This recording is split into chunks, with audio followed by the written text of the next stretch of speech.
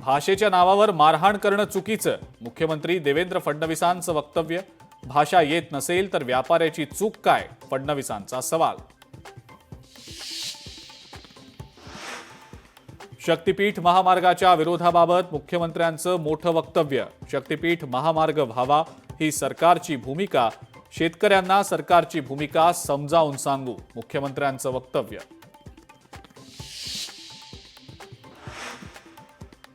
उद्याचा ऐतिहासिक दिवस राजकारणात नवा बदल घडवणारा असेल. विजयी मेळाव्याच्या पार्श्वभूमीवर खासदार संजय राऊतांचं वक्तव्य. मी मराठी शिकणार नाही, काय करायचं ते करा. सुशील केडियांनी राज ठाकरेंना डिवचलं. राज ठाकरेंना टॅग करत एक्सवर केली पोस्ट. कुणाल कामरा आणि सुषमा अंधारेंविरोधात हक्कभंग मंजूर. कॉमेडी शोमध्ये एकनाथ शिंदेंविरोधात केलेल्या कवितेसंदर्भात हक्कभंग मंजूर. परभणीमधील सोमनाथ सूर्यवंशी मृत्यू प्रकरणी संबंधित पोलिसांवर गुन्हा दाखल करण्याचे हायकोर्टानं दिले आदेश.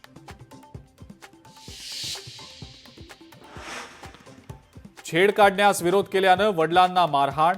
जालन्यातला संतापजनक प्रकार. मारहाण करणाऱ्या 9 जणांविरोधात गुन्हा दाखल.